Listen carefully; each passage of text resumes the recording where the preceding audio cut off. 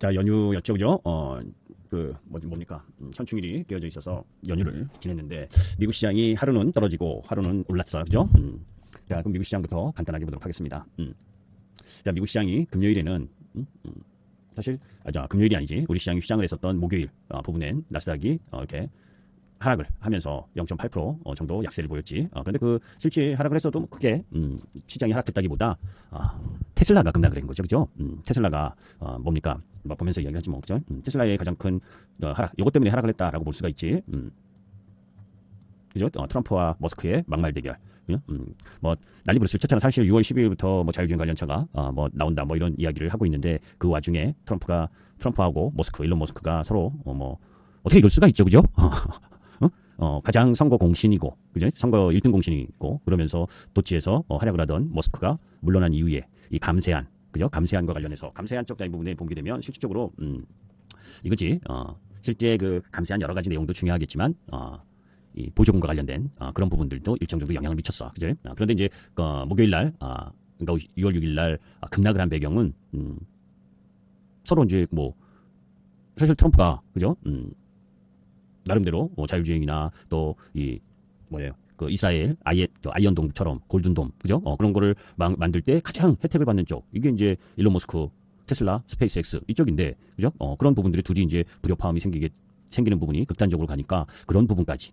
머스크가 스페이스X는 나사 위한 서비스를 중단한다. 뭐 이런 얘기까지 하면서 서로 치고받는 부분이 세니까, 그죠? 그러니까 미국 시장에서 사실 이 테슬라가 우리가 쉬는 동안에 6월 6일 날 하락했었던 부분은 이거다고. 그죠? 장중에 17%까지 하락했다가 14%로 마감하는 이 급락이 나온 게 뭐예요? 전체적으로 미국 시장 다른 비록 이제 그 다음 날 4%대 3.6% 반등을 하긴 했어도 장중에 17%까지 급락하는 이 모양을 갖기 이전에 이미 삑삑삑했죠, 그죠? 그러니까 이제 여기서 이제 우리가 주식 투자를 할 때 조심해야 되는 것 중에 하나가 뭐냐면 실제 그죠? 하루아침에 테슬라의 파란만장하지, 그죠? 실적 때문에 올라온 것도 아니고 사실 그렇잖아요. 작년에 11월 대선 이후에 올라왔었던 배경은 기대감이었잖아, 그죠? 트럼프가 당선되고 나서의 기대감, 그죠? 이렇게 끌고 올라왔어, 그죠? 사실 이때부터도 작년 연말부터도 유럽의 판매가 안 좋고 뭐 중국에서 밀리고 뭐 하는 여러 가지 안 좋은 상황이 있었음에도 기대감이라는 부분을 가지고 올라갔었던 거지. 제가 왜 이야기를 자세히 하냐면 실제 지금 우리 시장도, 그죠? 새로운 이재명 대통령 정부가 추구하는 그런 이제 이 밸류업과 연관된, 크게는 밸류업이지.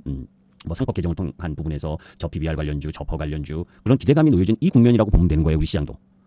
그죠? 그러니까 이렇게 개별 기업의 실적 성장이 없어도 그냥 실적이나 뭐 이런 부분들을 가지고 테슬라가 올라온 게 아닌 이런 상황이 지금 우리 시장에도 마찬가지로 일정 정도 진행되고 있다라고 보는 거예요.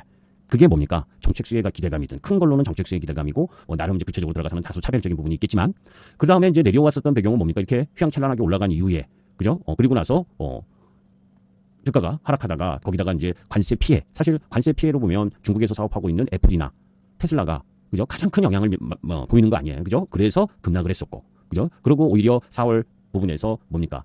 상호관세, 4월 2일 날 상호관세 발표하고, 그리고 그런 와중엔 뭐 더 이상 주가가 떨어지지 않고 횡보하다가, 그죠?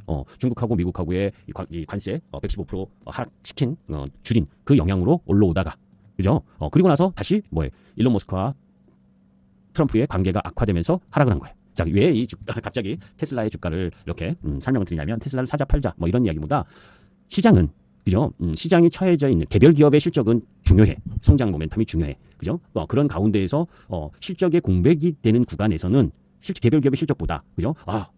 정책의 방향성, 또 시장의 수급, 그 유동성, 그죠? 아무리 제가 이런 극단적인 비교를 많이 하는데 뭐냐? 식당이 줄져 서 있는데, 그죠? 여러분들도 뭐 식당 쭉 있는데, 이 A라는 식당, B라는 식당, C라는 식당, 뭐 줄줄이 사탕으로 식당이 있는데, 이 A라는 식당은 맛도 있고 가격도 싸고 해서 맛집이야. 그죠? 그래서 경기가 안 좋은 타이밍인데도 불구하고 이 맛집에는 손님이 엄청나게 줄을 서서 먹어. 그죠? 그런데 이 경기가 안 좋다 보니까 그래도 이 줄 서 있는 부분이 짧을 수 있지. 그지? 다른 쪽 경기가 원체 안 좋으니까 그래도 이 맛집은 살아남는다고. 그죠? 그러면서 맛이 없는 집, 손님이 발길이 적은 집부터 망하게 되는 거지. 경기가 안 좋을 땐. 그러니까 경기가 좋을 때는 이렇게 전부 다가 기다리면서 먹는 걸 좋아하는 건 아니잖아. 저는 암만 맛있는 집이어도 10분 이상 기다리는 집에서는 그렇게 기다리면서까지 먹고 싶은 마음이 없어요. 그런 사람도 있잖아. 그죠? 그러니까 경기가 괜찮을 때는 맛이 없는 집도 기다리지 않는 매력 때문에 두 번째 집, 세 번째 집을 고르다가 마지막에도 생존할 수 있는 거예요. 그죠? 경기가 좋으니까 지갑에 돈이 많고 이 A 식당에 가고 싶은데 기다리기 싫으니까 B, 기다리기 싫으니까 C, D, E로 이렇게 갈 수 있는 거예요. 이게 뭐예요? 유동성의 힘이야. 주식시장도 마찬가지예요. 뭐냐? 기본적으로 실적이 좋은 종목, 성장이 좋은 종목을 매매하려고 하고 그걸 갖고 가는데 이 종목이 많이 올랐단 말이에요. 이렇게. 그러면 새로 들어오는 신규 자금은 이렇게 많이 오른 종목이라고 생각되는 쪽, 이 부분은 사지 않고 많이 떨어져 있는 종목을 사고 싶은 거야. 그래서 2020년, 2021년 이 뭡니까? 코로나로 급락을 했을 때 그때는 그죠? 대부분 기업들이 뭐 실적이 좋든 안 좋든 많이 떨어져 있었던 것도 있지만 그죠? 시장에 유동성이 많이 들어오니까 좋은 종목이든 나쁜 종목이든 일정 정도의 레벨로 올라온 경우다고.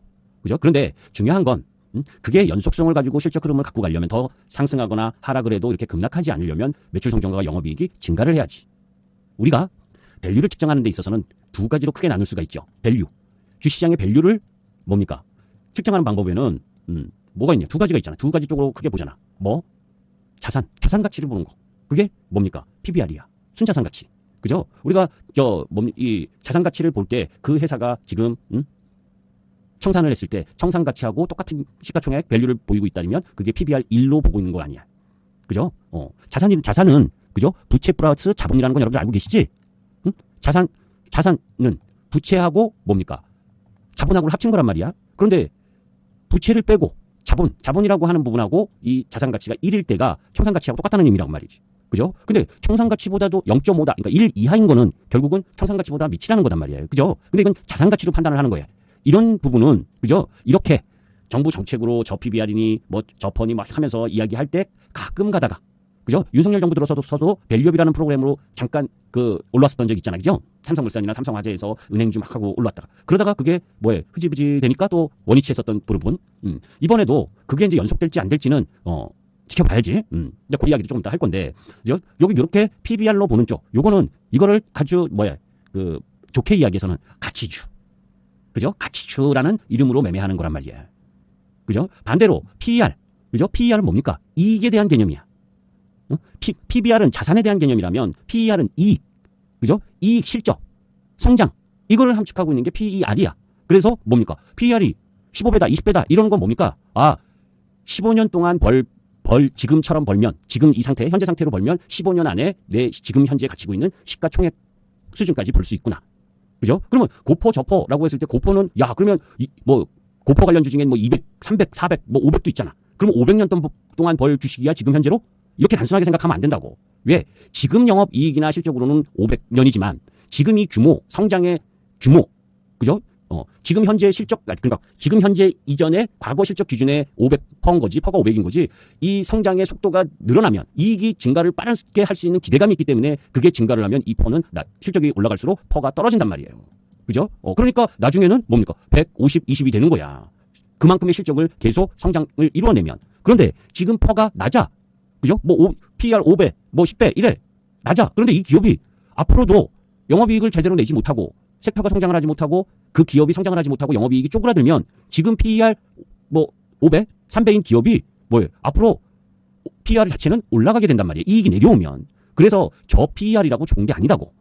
이 말뜻 이해하죠? 이걸 오래 이야기하려고 좀 꺼낸 건 아닌데 무슨 얘기인지 대략은 여러분들이 알고 계실 거야. 그래서 지금 장세가 제가 이런 이야기를 하잖아. 장중에도 저렇게 밸류 쪽에 저 PBR 관련주들 이런 주식들이 올라오면 PER이 높았었던 그게 이제 섹터로 이야기를 하게 되면 밸류 쪽과 연관돼서 저 PBR이라고 이야기하는 주식들은 대부분 뭡니까? 큰 성장이 없는 주식 섹터들이야. 그죠? 은행주가 성장이 큰 주식입니까? 아니잖아. 안정적인 이익을 담보해낸 섹터지. 증권업종 마찬가지죠. 그죠? 여러분들의 고소치는 고소 판수가 많을수록 그죠? 판수가 많을수록 증권사는 고리를 뜯으니까 그죠? 그것에 대한 이 부분을 받는 거지. 우리나라 증권사들이 해외 IB 기업들처럼 막 투자를 잘해갖고 거대한 성장을 이루어낼 수 있는 부분이 아니잖아.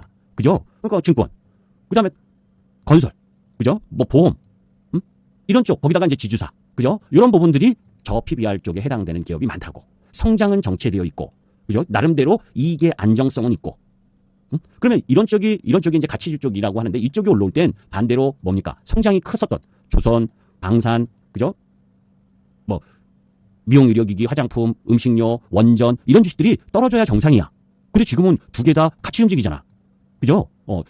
한쪽이 저 PBR 저퍼 쪽이 올라오게 되면 고퍼 고 PBR 쪽이라고 하는 쪽은 하락을 해야 정상인데 지금은 두 흐름이 같이 존재를 한다. 이 같이 존재하는 이유가 뭐겠느냐라고 보니까 지금 뭡니까? 이런 이 정책 기대감이나 이런 부분들이 반영되고 또 그 속에서 뭐 시중에 풀린 돈, 그죠? 지난번에 추경 통과했잖아요. 그죠? 12조인가 그거. 거기다가 이번에 새로운 정부 들어서면서 20조 이상, 20조에서 30조 정도 추경.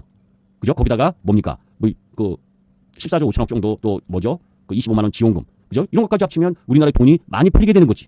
그러니까 그런 돈이 주시장에 들어올 수 있는 배경이 되는 거지. 그런 기대감이 선반영하면서 지금 상승하고 있는 거다. 간단히 이야기하면. 그죠? 그러면 그러한 흐름 부분들이 계속 유지될 수 있느냐? 일회성으로 끝날 거냐? 정책이라는 건 지금 민주당이 뭐 오늘 뉴스를 보게 되면 245개 공약 중에서 뭐 핵심적으로 실천할 수 있는 공약 요거를 100개 정도로 줄인다라는 이야기가 나오던데. 그죠?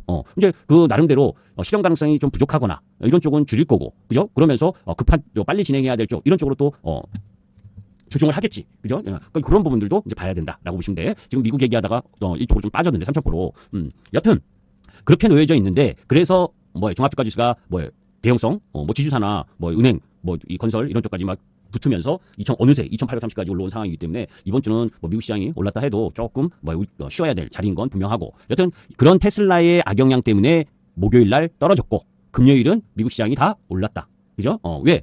비농업 고용이 좋게 나왔다. 그죠? 아주 얼등하게 좋은 건 아니어도 뭐 그런 경제 지표까지 다 이야기하면 시간이 오래 걸리니까 그러면 일단 기본적으로는 금요일 날 시장이 뭡니까? 전체적으로 다 뭐 푸른색 계열이잖아. 그죠? 보드컴이 실적이 별로 안 좋은 부분, 그것 때문에 떨어진 걸 제외하고는 전체적으로 다 양호한 흐름들을 보여준 상황이다. 하다못해 테슬라까지 반등을 했으니까. 그죠? 근데 테슬라가 뭐 저는 이렇게 생각해. 이 기본적인 차트 흐름으로 보게 되면 테슬라는 더 떨어져야 정상이지. 만약에 진짜로 뭡니까? 트럼프하고 관계가 극단으로 치솟는다면 더 내려가야 할 모습인 거지 이거는. 그죠? 여기서 만들어서 추세를 이렇게 끌고 갔는데 그죠? 이렇게 끌고 가고 있는 이렇게 우상향하던 게 내려왔고 그러면서 대량의 거래를 했기 때문에 뭐 6월 달에 뭐 자율주행 뭐 나온다 해도 반등이 들어온다 해도 이렇게 하락 추세를 탈 가능성이 높은 그런 흐름인데 그죠? 참 이해를 못 하겠어 솔직히. 그죠? 트럼프하고 일론 머스크하고 관계가 어떻게 갑자기 저렇게 바뀔 수가 있냐? 그죠? 짜고 치는 거 아니냐? 그죠? 하여튼 그런 부분은 있는데 우리가 주식을 하면서 경계해야 될 부분 중에 하나가 희망회로 그리고 음모론. 그죠? 이 두 가지는 경계를 해야 돼. 떨어지면 자꾸 자유하게 된다고. 저거 저렇기 때문에 떨어졌지. 뭡니까? 저기에 조금 바뀌면 올라올 수 있어. 이렇게 자꾸 스스로를 위안을 자꾸 삼으면 어느 순간 그죠? 돌아올 수 없는 가격까지 하락하는 경우가 있다고. 그래서 위안을 삼을 때는 실적 베이스가 있어야 돼. 그죠? 그러니까 고평가되어 있지 않는 가운데에서 실적을 뒷받칠 만한 근거가 있으면 그죠? 하락이 매수의 기회가 되는데 아직 사실 테슬라가 자율주행도 성장 기대고 그죠? 휴머노이드 로봇도 실적으로가 아니라 성장 기대고 스페이스X도 성장 기대잖아. 그죠? 그런데 쭉쭉 떨어지면 사실 이런 사업들을 더 강화시켜 줄 수 있는 건 트럼프인데. 그죠? 트럼프가 그거를 정책적으로나 이런 부분 법률적으로나 이런 부분에서 갈라서는 흐름이라면 그 기대감이 급속도로 악화될 수 있는 부담감이 있지. 그죠? 제가 이야기하려는 의미를 아시죠? 무슨 의미인지. 그래서 어떤 기업을 내가 매매할 때는 내가 실적이 아닌 경우에는 실적이 아니고 기술적으로 접근해서 가는 경우에는 추세가 무지 중요하다. 이제 그래서 이제 추세를 다시 돌아온 거야. 그죠? 자, 나스닥이 여러 가지 관세에 대한 이야기 있고, 그죠? 그래서 여러분들 다 카페에 올린 뉴스들을 보셨겠지만, 간단하게 보고 다시 되돌아오시면 차트를 뭐냐면 이제 미중과 관련해서 그죠? 통화했다. 그죠? 미중 정상이 통화했다. 이번에는 트럼프가 요청을 해서 통화한 것 같아. 그죠? 내용 흐름을 보니까 거기다가 왜 히토류가 쥐약이거든. 응? 히토류 때문에 미국의 자동차 3사가 자동차를 생산하지 못할 우려가 있다. 그 일본도 마찬가지고 우리나라도 마찬가지고 중국의 히토류의 영향력이 크니까. 그죠? 그래서 그러면서 그러니까 이 시진핑하고 트럼프가 통화를 했다. 응? 그러면 그리고 서로 히토류와 그리고 그런 얘기를 하면서 서로 방문 요청을 했다. 그러면서 더 세세한 부분은 런던에서 9일날 무역회담을 하겠다. 재무부, 상무부, USTR 총출동을 해서 그죠? 그러니까 또 9일 뭡니까 기대감, 협상 기대감 이런 부분들이 또 시장에는 좀 나오겠지, 그지? 그러니까 그런 부분들, 그죠? 그런 부분 때문에 금요일날 미국 시장이 양호한 부분도 있었고, 전체적으로는 미국 시장은 지금 양호하다기보다는 박스권에서 그죠? 제한적으로 움직이고 있는 상황인데 우리가 이제 놓치지 말아야 될 부분은 일단 상호관세가 그죠? 상호관세 마감 부분이 7월 9일인가 그렇잖아요. 그죠? 그러니까 이제 6월 중순 하순으로 넘어갈수록 빠르게 협상이 진행되지 않으면 그 노이즈나 부담 이런 부분들이 진행될 가능성이 높고 그런 가운데에서 지금 제가 보는 기준으로 보게 되면 미국의 비농업 고용이라든지 이번 주에 나올 이 CPI나 이런 것까지 봐야 되겠지만 지금까지 나온 경제 지표를 보게 되면 미국도 금리 인하를 해도 될 만한 골디락스 지표들이라고. 아주 나쁘지도 않고 그죠? 아주 좋아서 인플레이션 우려할 부분 그런 부분도 아니고 그죠? 그렇다면 이번 주에 발표될 그 부분 한번 보자고. 어차피 주간 증시 일정들을 봐야 되니까 이제 이번 주 부분에 있어서 이제 월요일 날 호주하고 인도네시아는 휴장이고 가장 중요한 건 애플 개발자 회의. 그죠? 요게 이제 뭐 애플이 사실 이 부분에서 AI를 강조를 뭐 발표를 하겠다라고 이야기를 하고 있는데 그죠? 얼마만큼 지금 그 중국에서 관세 피해를 보고 있는 부분, 이런 부분들을 반전을 할 수 있겠느냐 하는데 저는 그 반전은 뭐 그렇게 쉽지 않다고 봐. 그런데 여튼 뭐 AI를 내세워서 그죠? 생산성과 연결성의 진화를 가져오고 그러면서 비전 프로를 더 완벽하게 하고 프라이버 중심의 AI 전략을 추구한다 뭐 해서 이야기를 하고 있는데 그 발표된 내용을 봐야 되겠지만 주가를 반전시키는 흐름으로는 조금 약하지 않을까 생각을 하는데 여하튼 9일에서 13일까지 이 애플 개발자 회의가 있고 그런 가운데에서 중국의 5월 CPI 발표. 그죠? 그리고 5월 수출입 관련 중국 지표가 발표가 되고 그런 가운데 화요일 날 그죠? TSMC의 5월 판매 그죠? 요건 이제 중요한 부분이겠지, 그지? 5월 판매가 어떠나 그죠? 그런 거 수요일 날 뭐 전체적으로 뭐 해성옵틱스 뭐 차바이오텍 뭐 유중 청약이 있고 뭐 근데 뭐 야구 관련이 없으니까 여튼 그런 가운데 이제 요 미국의 5월 CPI 지난달보다는 소폭 관세 영향으로 높아질 것이라고 예상을 해. 근데 요게 2.5% 이내로만 나오게 된다면 그죠? 뭐 온전히 관세 영향이 반영되지는 않았지만 지금 그래도 10%의 그 관세가 부과되고 있는 상황 아니에요, 그죠? 철강 뭐 이쪽은 50% 관세 그리고 뭐 나름 관세가 부과되고 있음에도 불구하고 미국의 CPI가 2.5% 이내로 나온다면 미국이 금리 인하를 해도 저는 된다라고 보는데 여튼 트럼프하고 지금 파월 연준 의장하고 힘겨루기가 계속 진행되고 있고 파월 연준 의장은 데이터 유전적이기 때문에 쉽게 바꾸지는 않겠지만 그죠? 여튼 이 소비자 물가 지표까지 저 예상 이내로 나온다면 6월 18일 날 있을 그죠? 다다음 주에 있을 FOMC 회의에서 뭐 바로 금리 인하하지는 않겠지만 인하할 수 있다라고 하는 좀 유화적인 비둘기파적인 이야기는 가능하잖아. 그러니까 뭐 이 CPI도 시장을 예서 한번 살펴봐야지. 다만 이제 이게 2.5% 이상 높게 나온다면 부담인 거고, 그죠? 근데 저는 그렇게 높게 나올 것이라고 보진 않아, 그죠? 자 이제 그런 가운데에서 우리 10일 날 목요일이 옵션 만기야, 그죠? 옵션 만기 날이고, 이때 이제 테슬라의 로보택시 공개. 근데 이 로보택시 공개는 이미 알고 있는 상황인데도 테슬라가 저렇게 급락을 했다는 건 오히려 이 공개를 기대감으로 반등을 한다면. 그죠? 비중을 줄여야 되는 게 맞다라고 보는데 뭐 우리가 테슬라 매매하는 건 아니니까. 여튼 그리고 이제 13일 금요일에는 코스피 200이나 코스닥 150 정기 변경이 있고, 그죠? 그리고 코리아 밸류업 지수 종목 리밸런싱이 있고, 요 상세한 내용은 나중에 또 말씀을 드리도록 하고, 그죠? 전체적으로 미국 6월 미시간대 소비자 심리지수가 있는 상황. 그래서 전방위적으로 봤을 땐 뭐 미국의 CPI 그리고 뭐 미국 쪽에 몇 가지 지표가 나오지만 우리 시장 쪽으로는 뭐 크게 영향을 미칠 만한 부분이 아니다. 제가 이제 지난번에도 이야기했지만 뭐라고 그랬으니까 미국 시장보다 우리 시장이 흐름이 더 좋다. 그리고 영업이익이 아니라 당기순이익이 190조를 넘어서 있는 상황이고 올해 그거보다 더 높은 당기순이익이 예상되고 있는 상황이기 때문에 우리 시장이 3,4%를 못 가라는 법이 없고 그런데 거기에다가 지금 새로운 정부의 밸류업까지 가세한 흐름이기 때문에 지수상으로는 크게 문제가 아닌 거지. 다만 뭡니까? 그런 부분들이 정책의 연속성이 계속 진행될 것이냐 아니냐는 지켜봐야 되는 부분이고, 그죠? 여튼 미국 시장을 짧게 보더라도 지금은 여기 박스에서 그죠? 이 박스권에서 돌파한 이후에 지난주에 뭐 계속해서 왔다리 갔다리만 한 거지 결국, 그죠? 그러면서 주봉에서는 거의 최고봉에서 끝난 거고 지수는, 그죠? 그러니까 뭐 전체적으로 크게 나쁠 것도 없고 미국 시장의 추세 움직임 부분으로 봐서는 이렇게 가고 있는 상황이니까, 그죠? 그러니까 이런 식의 움직임이 진행되고 있는 흐름인 거니까 이걸 탁 깨고 들어오지 않는 한은 그렇게 뭐 우려할 만한 수준은 아니야. 그런데 지금 달러 약세, 그죠? 달러 약세 속에서 미국 시장이 글로벌 시장 중에서는 가장 그래도 AI 항공가인님 힘이 별로 없는 쪽이야, 그죠? 지금 보게 되면 자 차트를 한번 봐보세요. 미국 나스닥이고 그다음에 이제 홍콩도 마찬가지고 중국도 별 볼일 없는데, 그죠? 독일 이미 고점 돌파해서 들어왔고, 그죠? 대만도 지금은 별 볼일 없고 니케이도 지금 계속 박스권이고, 그러니까 해외 시장 다 박스권이라고, 그죠? 계속 이야기했듯이. 그런데 우리 시장만 지금 저평가됐었던 부분이 일정 정도 해소되면서 올라온 상황인데, 이걸 지수적으로 잘 보시면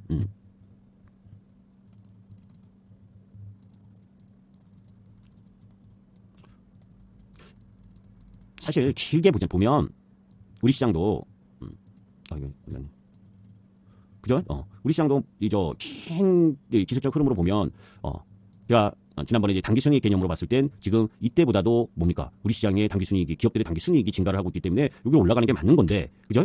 그런데 이제 거기에 유동성이 없었고 부족했었고, 그죠? 이때 이 코로나 때만큼 유동성이 들어온 부분이 아니었기 때문에 아니고, 또 이제 우리 시장만이 놓여 있는 여러 가지 이유, 그것까지 다 이야기하면 그거하고, 여하튼 기술적으로는 지난번에 이야기했었던, 그죠? 요 흐름이지.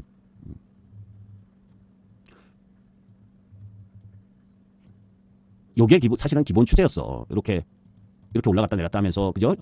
이제 아주 특별한 일이 아니면 이런 범위 내에서 움직였었는데 작년 연말에, 그죠? 그러니까 요 추세, 이 바운드리에서 움직였었다는 거지, 이렇게.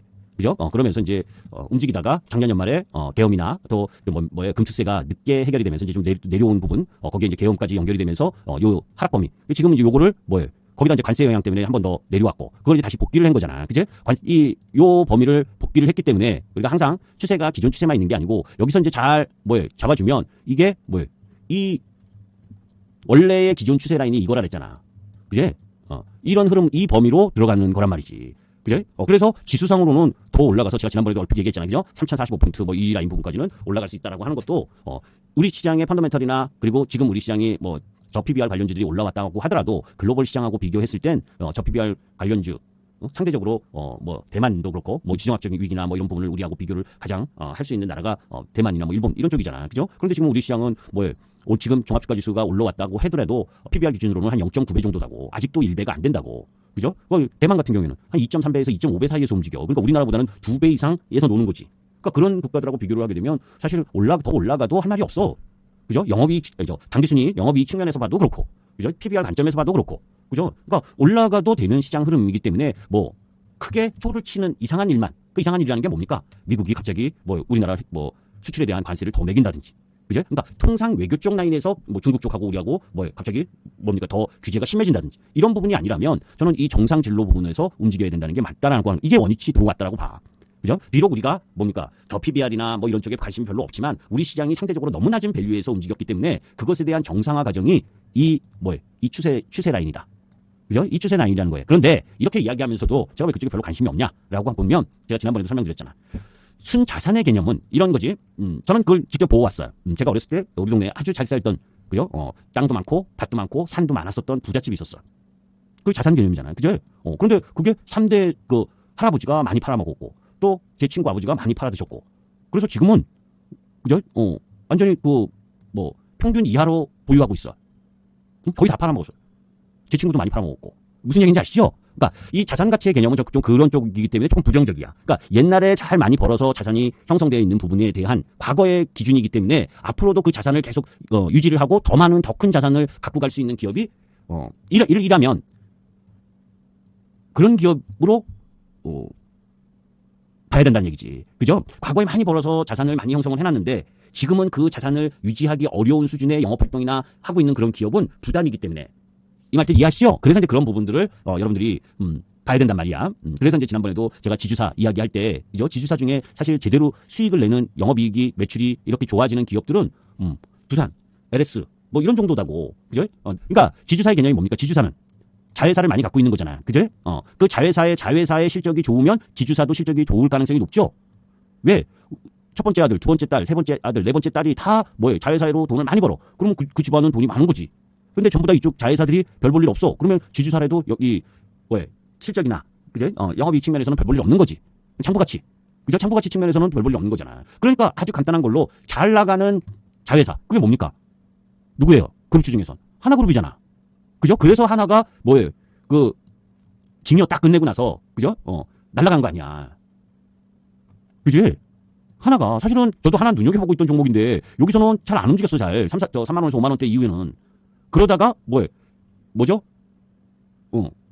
징여 딱 끝내고 나서, 그죠? 좀 이렇게 하다가 쫙 올라간 거야, 이게. 그죠? 4만원대인가 징여를 끝냈을 거야. 여기서는 계속 3만원대에서 계속 왔다리 갔다리만 했다고. 근데 지주사 중에 가장 세게 올라왔잖아. 왜? 그동안에는 지주사의 중복상장이니 하면서 지주사를 올감했던 게, 그죠? 주가를 상승하지 못하게 했었던 요인들이었는데, 그런 부분들이 다소 해소가 되니까, 물론 다른 지주사도 다 올라왔어. LG도, 그죠? SK도, CJ도, 그죠? 이게 지주사들이잖아, 다. 농심홀딩스, 그죠? 삼양홀딩스, 오리온 다 올라왔지만, 제대로 된 실적을 갖고 올라온 쪽은 뭐다? 하나다. 그런데 이것 쪽 보면, 암만 그걸로 왔다 해도 쉬어야 될 부분이잖아. 그죠? 이제 섹타로 지금 바로 들어가 버렸는데, 은행도, 그죠? KB금융 해가지고 다 지주사, 그리고 저 PBR 이쪽으로 타 올랐단 말이야. 근데 얘네들도 정고점 근처에 있거나 올라온 폭라인 부분이 있기 때문에 이번 주는 조금 쉬어야 될 부분에 놓여져 있다. 그렇다 보니까 지난주 뭡니까? 수요일 날 안 올랐었던 삼성생명하고, 그죠? 삼성화재, 삼성물산이 올라온 거지. 못 올라왔었던 애들까지. 그죠? 가장 못 올라왔었던 애들까지 올라온 거라고. 그러면, 시발점은 누구였었느냐? 1등이 하나하고 두산. 이쪽이 가장 세게 먼저 올라온 1등 그룹 쪽이야. 지주사 쪽에. 그런 가운데에서 마지막 밸류 쪽에 삼성생명, 삼성물산까지 끌고 올라왔다면 이제는 지주산이 저 PBR 쪽 라인의 매기는 거의 한순환을 했다. 그러면 이 주초 이번 주는 다소 쉬어야 되는데 그런데 끝났다라고 보진 않아. 왜? 뭐예요? 상법 개정이나 이런 쪽 부분들을 빠르게 2, 3주 안에 처리하겠다고 이야기를 하잖아. 그죠? 그런 부분을 이야기를 하고 있기 때문에 한번 또 되돌리겠지만 그런데 저는 지금 올라온 부분에서 여러 가지를 고민을 해도 너무 속도가 빠르다. 그제?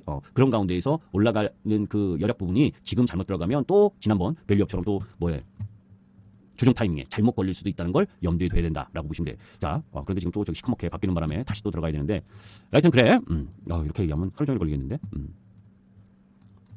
실제는 오늘은 이런 얘기 말고, 그죠?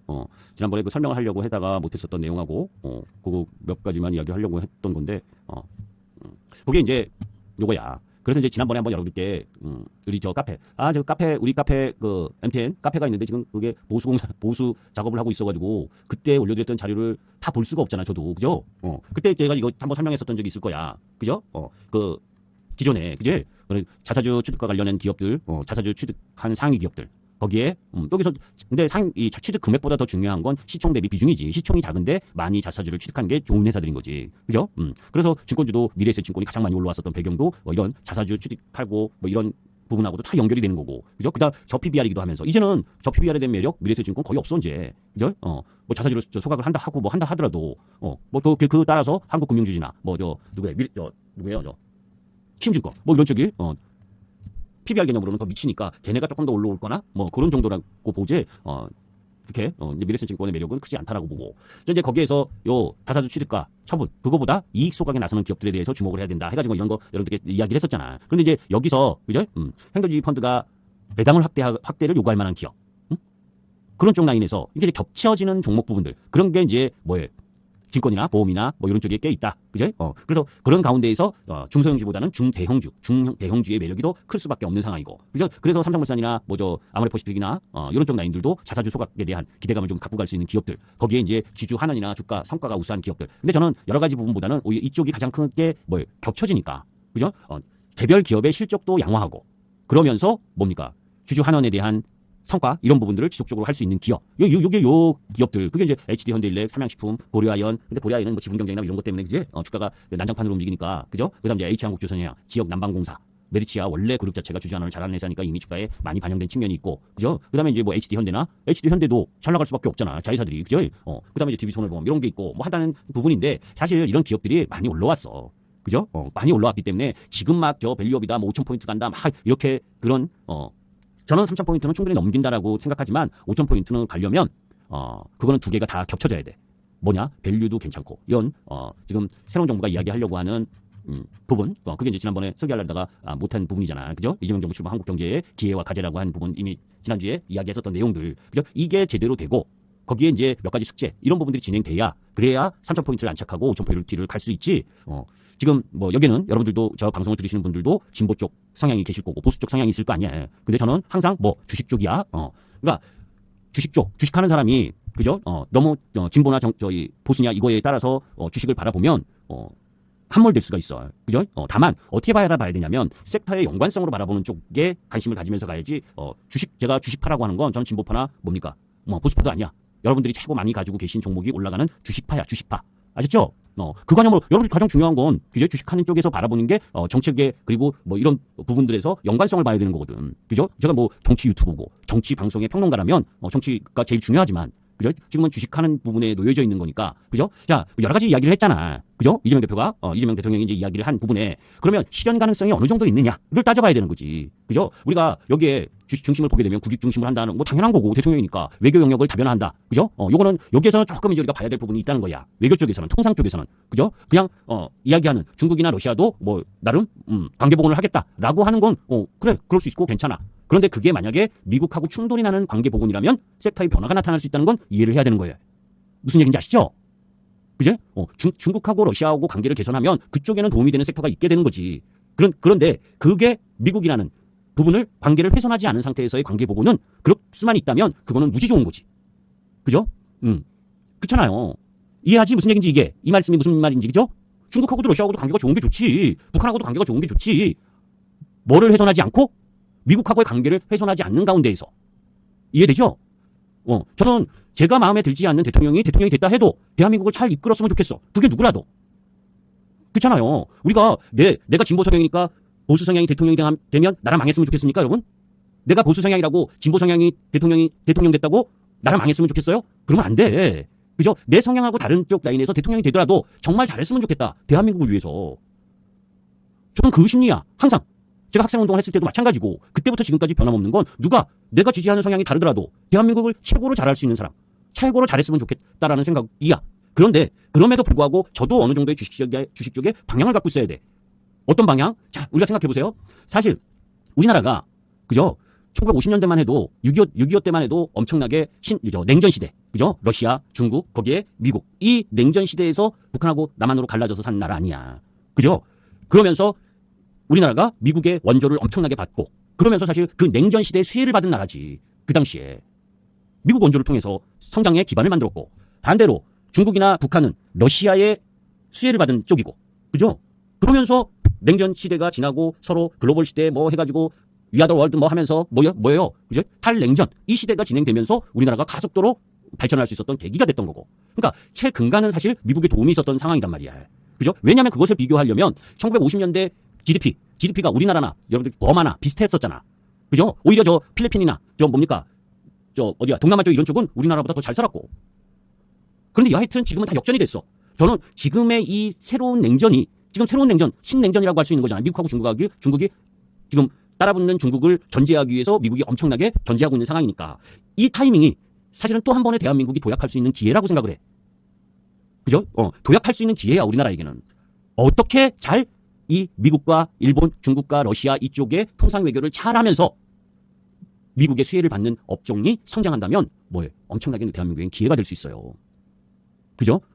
잘 생각해 보시라고, 여러분들. 이미 미국이 이렇게까지 중국의 과대 관세를 배경을 그렇게 하는 이유가 뭡니까? 제반 모든 산업의 기술들이 다 따라와서 거기에 가성비가 좋기 때문에 다 무너질 수 있다는 경계감 때문에 미국이 저렇게 중국에 악수를 두고 있는 거지.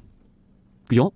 그렇지 않아요? 미래 산업, 미래 먹을거리 뿐만이 아니라 현재 부분까지도 중국이 너무 많이 쫓아왔다는 거에 대한 부담인 거라고. 여러분들 조폭영화 보신 분들 계시잖아. 그죠? 서열 2위, 서열 3위 뭐 이런 애들. 하다못해 여러분들 뭡니까? 사극을 보더라도 그죠? 왕이 저 장군이 전쟁에서 승리해서 막 백성들이 막 그 장군을 칭찬하고 환호하면 왕이 그 장군을 내리치잖아. 왜? 내 권력에 대한 도전을 할 수 있다는 우려 때문에. 글로벌 시장은 더 심한 시장인 거예요. 그죠? 미국이라는 나라가 글로벌 시장에 뭐 동맹이니 뭐니 우방국이니 뭐니 이렇게 포장을 하지만 실제는 미국 제우선주의야. 그죠? 우리가 뭐 미국하고 동맹이라고 친구입니까? 그렇게 생각하면 안 돼요. 힘 있는 자가 절대 권력을 갖고 있는 거고 그 질서 안에서 놀고 있는 거야. 글로벌 국가들이. 그래서 말 안 들면 두드려 패는 게 패권 국가인 거고. 그런데 잘 보시면 여러분들 경제 성장한 국가들 중에서 그죠? 남 두드려 패지 않은 나라가 어디 있습니까? 미국, 독일, 프랑스, 그죠? 중국, 러시아, 일본 다 패권 국가들 아니에요. 그죠? 자기네가 잘났을 때는 1등 하겠다고 전쟁과 침략을 일삼았던 나라들 아닙니까? 우리나라만 빼고. 왜? 우리나라는 역대 그죠? 당한 나라들이잖아. 일본에 당하고 중국에 당하고 그죠? 당한 나라잖아, 우리는. 그렇지 않은 국가들은 다 패권 국가들이에요. 우리나라를 제외하고는. 근데 우리나라라고 사실 침략을 안 했습니까? 사실 했지. 그죠? 발해가 땅 넓히고 그죠? 광개토당이 땅 넓히고 그건 침략이라고 보면 상대국에서 보면 침략인 거지. 여하튼 역사는 힘이 가진 자의 논리에서 바라보니까 그죠? 그렇게 기본이고. 그런데 중요한 건 이런 얘기하면 시간이 많이 걸리니까 중요한 건 그 속에서 우리의 이익이 어디에서 더 많이 나올 수 있냐를 바라봐야 되는 거지. 그죠? 우리나라의 경제 성장과 그 안보에서 더 많은 혜택을 볼 수 있는 쪽이 어디냐? 이걸 관점으로 바라봤으면 좋겠는 거야. 저는. 이해되죠? 무슨 얘기인지. 다 좋은 이야기들이다. 그죠? 다 좋은 이야기고 다 그건데 그거를 얼마만큼 이 관계, 주변 사국과의 관계를 잘하면서 타에게 득을 볼 수 있는 외교를 펼친다면 대한민국의 최고 위대한 대통령이 될 수도 있는 거지. 그죠? 그럴 수도 있는 거예요. 그러니까 그런 부분들 속에서 이 외교 정책을 얼마만큼 잘하면서 그러면서 실질적으로 우리나라의 산업이 부흥할 수 있는 기회의 토대를 잘 만들어줄 것이냐 안 만들어줄 것이냐는 지금 단정 지을 수는 없는 거고. 이해되죠? 그러한 부분들이 하나하나 이제 나타나겠지. 그죠? 그래서 그 직면한 이슈를 보게 되면 북한과 관련돼서도 그죠? 갈등을 해소를 해야 되는데 옛날식으로 돈을 퍼주는 걸로 할 거냐 아니면 새로운 것으로 할 것이냐. 그죠? 또 이 미국 관세 단박에 놓여져 있는 관세에서 얼마만큼 잘 조선이라든지 방산이라든지 미국이 가장 필요로 한 이런 산업 섹터를 지렛대로 삼아서 다른 쪽 자동차나 반도체, 제약바이오 이런 쪽의 산업 부분에 있어서 들어올 수 있는 관세를 막아줄 것인지, 비관세 부분에 있어서도 얼마만큼 잘 해결할 건지, 방위비 분담과 관련된 부분에서도 얼마만큼 잘 조율을 해낼 것인지. 그죠? 그런 건 이제 하나하나 검증대에 오르는 것들이고. 그죠? 그리고 그런 가운데에서 AI, 공급망. 그죠? 그리고 미래에 대한 투자. 이런 부분들을 얼마만큼 잘 하면서 가시적인 성과와 함께 미래에 대해서 갖고 갈 건지 그런 거는 앞으로 검증의 대상인 거죠. 그죠? 여하튼 이재명 경고 이거 다 이야기하면 시간이 너무 오래 걸려. 그죠? 오늘은 제가 이제 이거 하고 나서 저쪽으로 다 볼 수 있는 쪽으로 옮겨 놓을 테니까 그죠? 그거 참고하시면서 보되 여기에 있는 내용 중에 제가 지난번에도 이야기를 했잖아요. 그 산업에 언급 안 된 산업이 없어. 그죠? 반도체도 국내 생산 세액 공제, 용인 반도체 클러스터리 파운드리 경쟁력 강화. 그런데 이제 주 52시간. 그죠? 그건 주 52시간에서 뭡니까? 하나 이제 그런 부분들. 저는 반대야. 솔직히 말하면 4.5일째 월화수목 금요일 반나절. 그래서 4.5일제를 하는, 저는 개인적으로 그 별로 마음에 안 드는데, 그죠? 그렇게 하면서도 생산성이나 이런 걸 다 유지하고 국민의 삶의 질을 높이는 가운데에서 경쟁력을 확보할 수 있다면, 그렇게만 된다면은 4.5일이 아니라 4일만 일해도 되는 거지. 그걸 얼마만큼 잘할 건지. 그죠? 그러면서도 경쟁력을 이겨낼 수 있는 건지. 그죠? 사실, 삼성전자가 하이닉스한테 HBM이나 이런 쪽에서 뒤처졌던 가장 근본적인 부분도 뭡니까? 이재용 회장이 깜빵 들어갔을 때, 그 당시에 그 재무부서 출신들이 이 기업을 장악을 하면서 전부 다 이익을 내기 위해서 기업이, 그죠? 재무통이 기업의 오너나 핵심 자리를 차지하면 그건 그 회사는 망해요. 그 기본이야. 왜? 그네들은 원가 절감에 집중하거든. 기업은 원가 절감보다 더 중요한 건 뭡니까? 성장에 포커스를 맞춰야 되는 거예요. 돈을 많이 벌면, 그죠? 돈이 많이 벌면 원가 좀 나가도 돼. 응? 성장이 멈추고 매출이 정체되고 힘드니까. 그러면서 맞아, 도시나무꾼님. 보신주의하고 복지부등 하려니까 수치상에서 이익 내고 수치상에서 뭘 하려니까 그 재무관료 출신들이 다 망친 거 아니에요. 그런 부분보다 더 중요한 건 성장이요. 성장이 멈추면, 그죠? 성장이 멈추면 원가 따지는 거예요. 그죠? 줄일 거 줄이고, 복지 예산 줄이고, 뭐 줄이고 하게 되는 거라고. 저는 개인적으로 탄력근 문제 이런 것도 해야 된다고 보는데, 여튼 그건 그러지 않고도 잘할 수 있다면 좋은 거지. 자, 방위산업 부분에서도, 조선에서도, 그죠? K컬처에서도 안 들어간 섹터가 어디냐고. 다 재생에너지 쪽도, AI 쪽도, 그죠? 그러니까 정책을 보면 모든 산업이 다 잘하겠다라는 거잖아. 코스피도 5천 하겠다는 거고, 그죠? 그러니까 정책적으로 보면 하나도 나쁜 건 없어. 근데 그게 얼마만큼 실현 가능성이 있고, 얼마만큼 잘할 거고, 그 잘하는 데에 내외적인 환경의 부담을 어떻게 막을 거냐. 그죠? 그게 중요한 거지. 자, 요런 내용은 외교통상과 관련된 부분, 그죠? 이런 부분들은 다 여러분들 제가 요거 지금은 볼 수 없는데, 그죠? 제가 요거를 오픈하는 쪽으로 바꿔놓을 테니까, 그거 한번 관심 있으신 분은 읽어보시고, 아셨죠? 그러면서 우리 산업정책부뿐만이 아니라 이게 다 괜찮고 좋은 내용들이야. 자, 이제 그런데, K컬처도 마찬가지고, 에너지 쪽이나, 자, 그런데 이제 다시 되돌아와서 요거 한번 보죠. 자, 미 재무부가, 그죠? 6월 6일 날, 우리나라를 환율 관찰 대상국으로, 재지정을 해버렸어.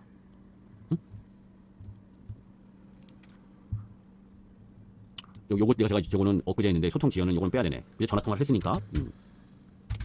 무슨 얘기인지 아시죠? 이 환율 쪽 부분에서 우리나라를 관찰 대상국으로 재지정을 했다. 이제 환율은 그러니까 결국은 인위적으로, 그죠? 그러니까 환율을 우리가 보는 이유가 뭡니까? 이게 수출 때문에 그런 거잖아. 그죠? 그러니까 우리나라가 인위적으로 원화를 약세를 유도해서 수출을 더 강화하는 수출 부분을 그런 부분과 연관돼서, 그죠? 압박이 들어오는 거지. 그런데 이제 그 환율 대상국을 지정하는 부분에 있어서의 세 가지 요건 중에서, 그죠?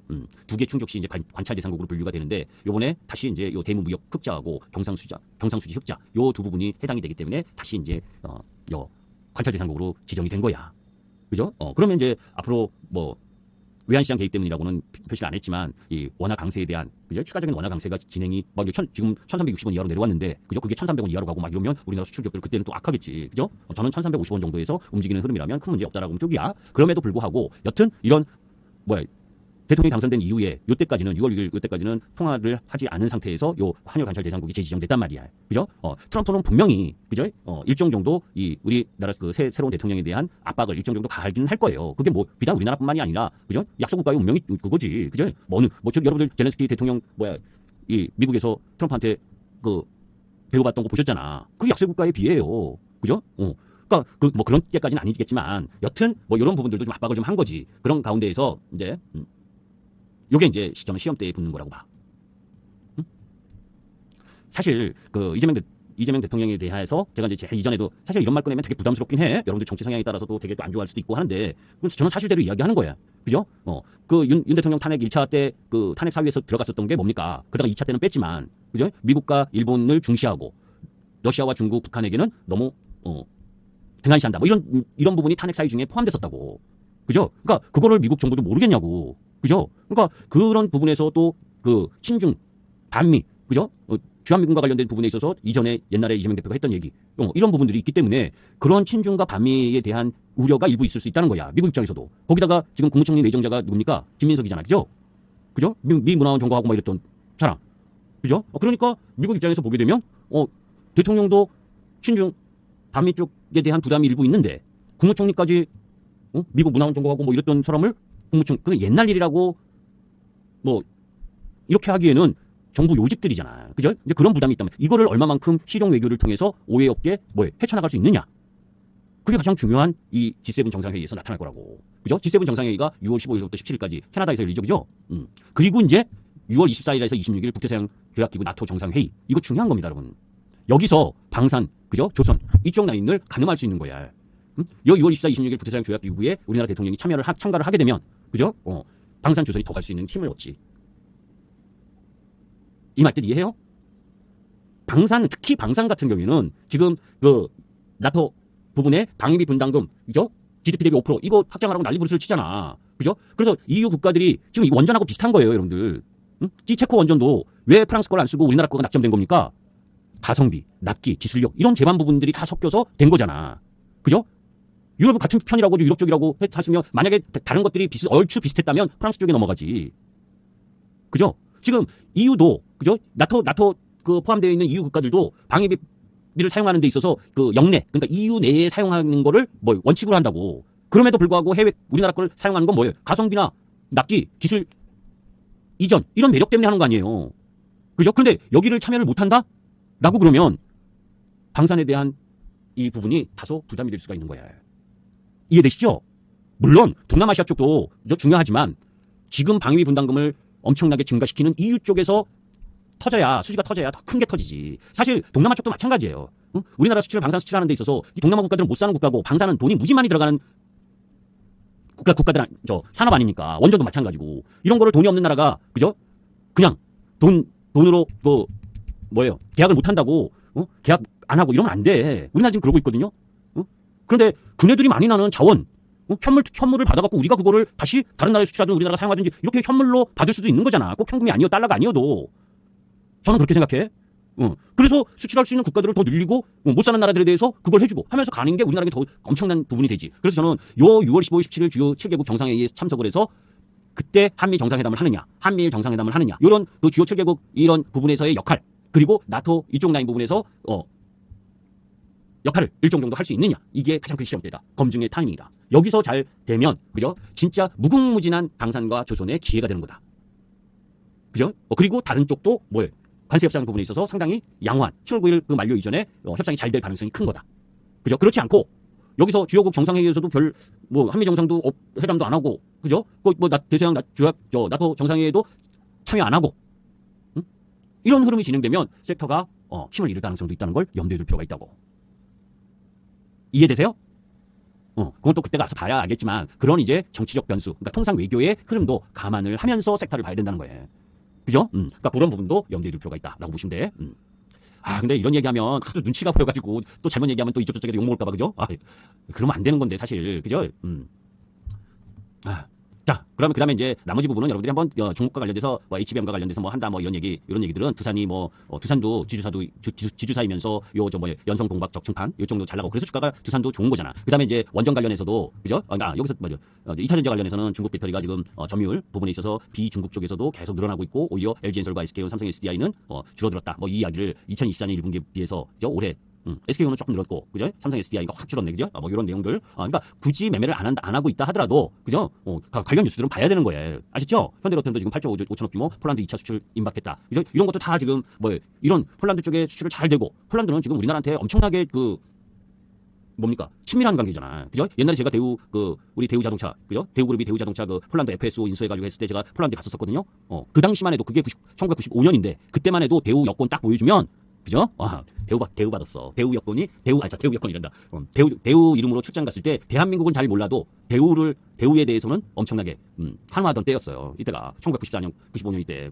그런데 지금은 방산으로 지금 폴란드에서는 거의 대한민국을 엄청나게 알아봐주는 그런 쪽 라인이고 그런 것들이 더 도약을 하는 부분에 나토의 방산을 더 수출하는데 미국하고 관계가 안 좋아진다. 그럼 수출할 수 있겠습니까?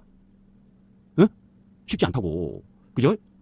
그러니까 그런 부분들도 다 이렇게 염두에서 봐야 된다고. 근데 아까 이야기했었던 이게 좀 또 두서가 없는 부분이지만 자사주 소각하고 자사주 많이 한 기업 이런 부분들이 그게 강제를 하는 순간 그죠? 일정 정도 코스피 지수가 올라갈 수 있는 더 올라갈 수 있는 상승 배경도 되지만 이런 기업도 나올 수 있단 말이야. 무리하게 자사주를 의무 소각하고 이러면 역작용. 굳이 조그마한 중소기업들은 왜 아까 제가 중대형주는 그런 그 정부 정책이나 이런 부분에 영향을 받을 수 있지만 중소형주는 그런 부분이 크게 반영되기가 쉽지 않다라고 보는 건 그냥 상표하면 돼. 의무적으로 하라 막 이렇게 정부가 반열을 막 하면 차라리 그죠? 지분 많은 중소형주는 뭐하러 주시장에 있어. 유상증자 하려고 해도 금감원에서 다 일일이 검사해서 유상증자 하니 많이 결정 그거 다 통제받아야 되고 그죠? 일정 정도 배당해야 되고 일정 정도 자사주 매입해야 되고 의무 강제가 일상화가 되는 순간 오히려 역효과가 더 날 수가 있는 거예요. 잘 나가는 회사는 상표하고 그냥 하면 되지. 그 기업 뭐였어요? 임플란트, 오스테 임플란트. 그죠? 자진 상표하는 거지. 뭐하러 굳이 간섭을 받으면서 특히 자사주 비율이 높은 회사. 이건 텔코웨어 같은 경우에는 44%네. 44%에다가 최대 주주 22%면 66%, 거의 70% 가까이가 그죠? 70%가 넘게 우호지분 이런 부분이면 뭐하러 굳이 그 상법 개정을 하면 좋은 점도 있지만 그죠? 그것을 악용을 해서 행동주의 펀드라고 전부 다 좋겠습니까, 여러분들? 전부 다 소액 지지를 위해서 뭘 하는 건 것 같아요? 아니, 결국은 돈 벌려고 하는 거야. 그죠? 그러면서 계속해서 기업에 뭐 하라 해서 주가 부양하지 않으면 뭡니까? 뭐 하겠다 하면서 기업 본연의 일보다 이런 거 대처해야 되고 이런 걸 해야 되는 일에 더 많은 신경을 쓸 수도 있는 거예요. 특히 중소기업 같은 경우에는 그러면 본연의 업을 제대로 못할 경우도 많아지는 거지. 이 말씀 이해하시죠? 부연 설명 안 해도. 대기업은 그런 걸 조치를 취할 수 있는 부분이나 대응할 수 있는 부서나 팀이 있지만 조그만 기업은 그죠? 그런 게 없다 보면 거의 일만 열심히 하고 일만 잘하고 기술만 있는 회사가 이런 여러 가지 법안이나 이런 부분들 때문에 뭡니까? 내 본연의 임무보다 소송에 걸려서 소송하고 뭐하고 하는 거에 하다 보면 경쟁력을 잃을 수도 있다라는 우도 있는 거라고. 그래서 전부 다 상법 개정하면 전부 다 좋을 것처럼 그건 아니야. 아시죠? 그 법안에 있어서 좋은 점도 있고 나쁜 점도 있다는 걸 염두에 두면서 볼 필요가 있다라고 보시면 돼. 자, 거기에 이제 영국이 신규 원전 건설 투자를 영국도 신규 원전 건설 투자를 늘린대잖아.